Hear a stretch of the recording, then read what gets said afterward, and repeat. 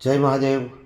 આજે સોમવતી અમાસનું પૂજન અવશ્ય કરજો। ગઈકાલે મેં સોમવતી અમાસનું પૂજન કઈ રીતે કરવું અને સોમવતી અમાસનું પૂજન કરવાથી આપ શું ફળની પ્રાપ્તિ કરી શકો છો એ વિડીયો મૂક્યો ત્યારે અનેક લોકોએ સવાલ કર્યા કે શું દાદા અમે પાર્થિવ શિવલિંગની પૂજા કરી શકીએ? તો શાપિત દોષમાંથી મુક્ત થવા માટે આ પૂજા કરવાથી કોઈ ફાયદો થઈ શકે? હા મિત્રો, ભગવાન દેવોના દેવ મહાદેવ છે તે સર્વ દોષમાંથી આપને મુક્તિ અપાવવા માટે તત્પર રહે છે અને મહાદેવનું પૂજન કરવાથી આપને અનેક સમસ્યાઓમાંથી મુક્તિ પ્રાપ્ત થાય છે। જો આપના સત્કર્મ અને ભગવાન ભોલેનાથ સ્વીકારી લે તો આપને દરેક દુષ્ટકર્મોમાંથી મુક્તિ આપે છે। પરંતુ અહીંયા જો આપ પરિપૂર્ણ રીતે મુક્ત ન થાવ તો પણ મહાદેવની અસીમ કૃપાથી કરીને આપને આ કષ્ટોમાંથી રાહત અવશ્ય મળશે।